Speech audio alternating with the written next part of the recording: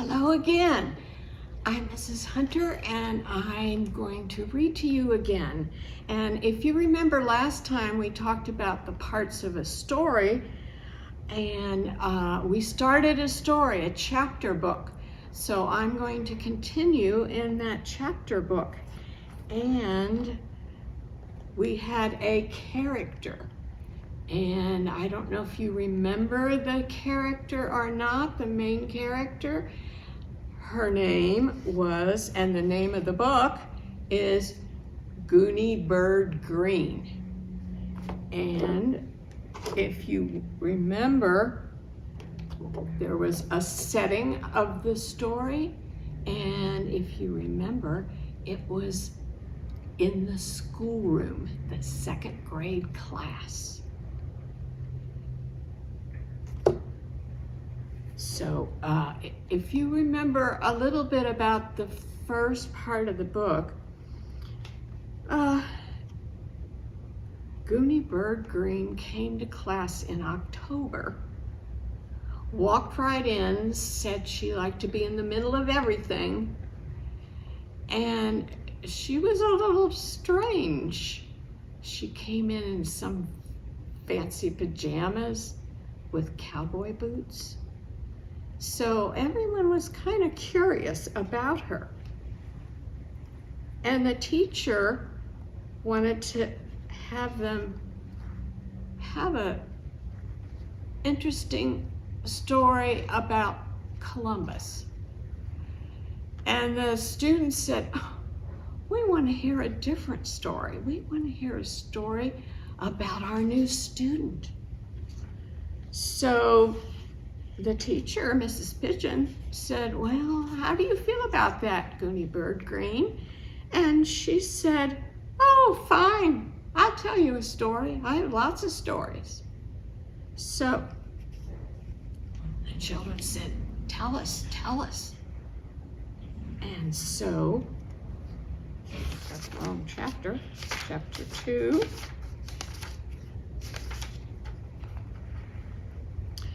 So, this is Goonie Bird. She's kind of a picture of her, sort of. Goonie Bird adjusted the pink ballet tutu she was wearing over a pair of green stretch pants. Her t-shirt was decorated with polka dots. Her reddish hair was pulled into 2 pigtails and held together by scrunchies. Different outfit, huh? She pulled carefully on one of her pigtails, rearranging it neatly because the scrunchie was coming loose. She felt her earlobes, which were small and pink and empty. "I should have worn my dangling diamond earrings that I got from the prince," she told the class. "Maybe I'll wear them next week." "Diamond earrings, Prince?" Mrs. Pigeon asked. "Well, actually, the prince didn't give me the earrings. I got them at the palace," Goonie Bird explained. "Why were you at the palace?" the kid said. "Well, first I was in jail and then..." Goonie Bird interrupted herself. "It's a long story." She reached down and tidied her socks. "May I come up to the front of the room to begin?" she asked the teacher after she had adjusted her clothes. "I like to be absolutely the center of attention." Mrs. Pigeon nodded and stepped aside so that there was room for Goonie Bird to stand in front of the class. "You might as well sit down, Mrs. Pigeon," Goonie Bird said politely. "Take a load off your feet." Mrs. Pigeon sat down in her chair behind her cluttered desk. She looked at the clock on the wall. "We have 15 minutes, she said, "before arithmetic." "Class," Goonie Bird said. "You heard Mrs. Pigeon. We just have 15 minutes. There are many Goonie Bird stories I might tell you, but I have time for only one today. Who has a suggestion for the story? Ben's hand shot up. Tell about how you came from China, he said. Nicholas called, Why are you named Goonie Bird? Chelsea was wiggling and wiggling in her seat. The palace, she said. Tell about the jail and the palace and the diamond earrings. Other hands were waving, but Goonie Bird motioned for the children to put their hands down. She looked around the room thinking.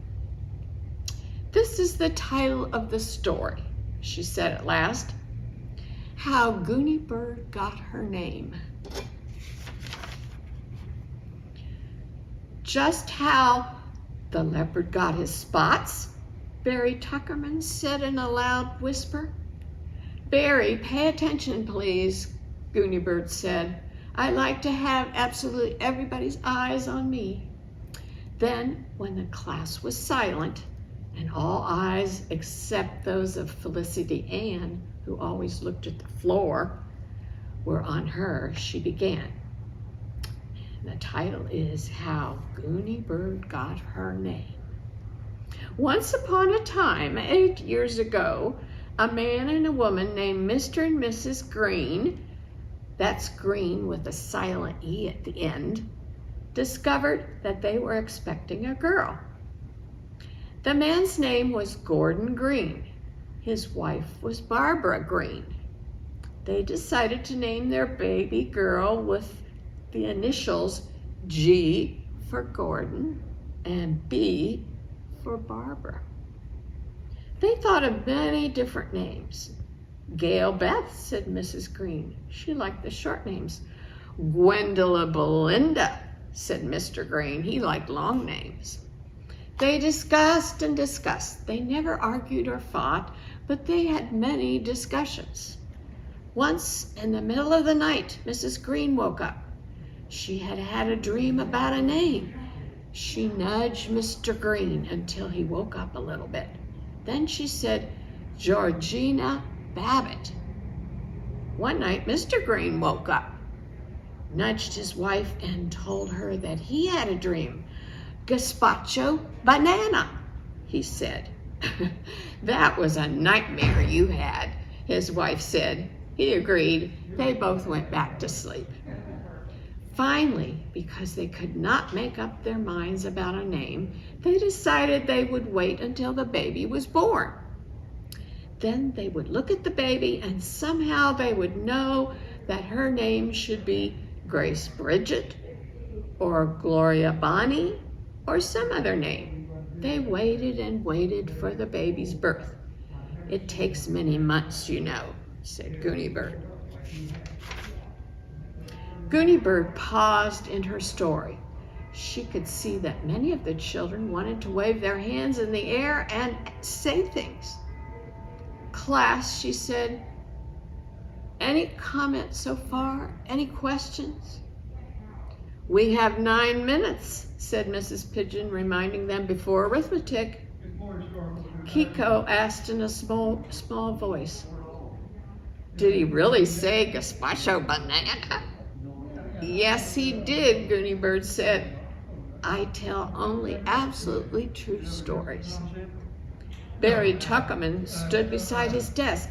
I was named B, the name for my grandfather, he said. My grandfather's name was Benjamin. That's my name, Ben called. My grandfather was in college when my grandmother went to jail, Barry asked, or he would have gone with her. Tricia raised her hand. My cat's name is Flutter Mutter, she said. 4 minutes, said Mrs. Pigeon announced. Let's let Goonie Bird get back to her story so that we can hear the ending. Did you notice, class, she added, how she uses characters and dialogue? And her story is full of suspense. It's a cliffhanger, isn't it? What a good storyteller Goonie Bird is. Ready? Goonie Bird said. Ready, shouted the class, all but Felicity Ann, who never shouted. Okay, here comes the ending. Finally, one spring morning, the baby girl was born. That was me. She weighed 6 pounds and 14 ounces. She had red hair. Look, said her mother. She wiggles her head around looking for food when she's hungry. Isn't that cute? It reminds me of something, but I forget what. Her father peered down at the new baby in his wife's arms. He smiled. She has very big feet. Isn't that cute? It reminds me of something, but I forgot what. Mr. and Mrs. Greene looked at their sweet baby. They thought and thought. It's coming back to me, Mr. Greene said at last. Do you remember when we went on that bird watching trip to various islands in the Pacific Ocean and we saw all kinds of marine birds? That's it, his wife said. She looks very much like one of those birds. But which one?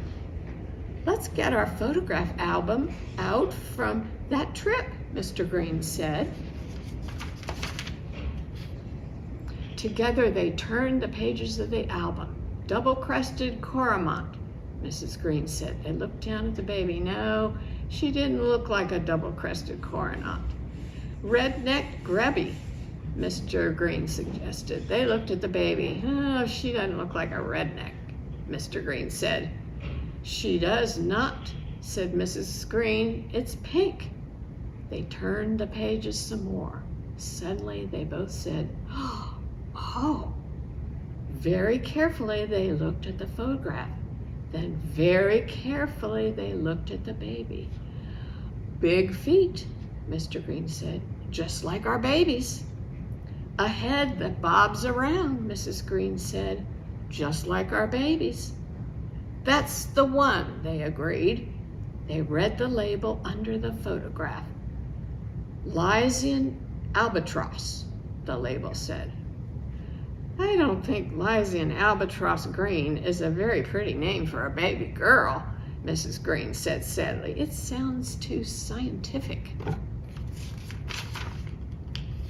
I agree, Mr. Greene said, but look at that small print. Together, Mr. and Mrs. Greene read the words in the small print, often called Goonie Bird. Goonie Bird Greene, they said. I like the sound of it, Mrs. Greene said. And it has a G at the beginning and a B at the beginning. It does indeed, said Mr. Greene. So they decided to name their new baby girl Goonie Bird Greene. Then everyone, including the doctor and midwife and cleaning lady, hugged and kissed and did a Vietnamese waltz together. The end. What a lovely story, Mrs. Pigeon said. It gives us a chance to do some science research. We will look up Lysian albatross in the encyclopedia or on the internet. Thank you, Goonie Bird. You may take your seat now and we'll turn to our arithmetic.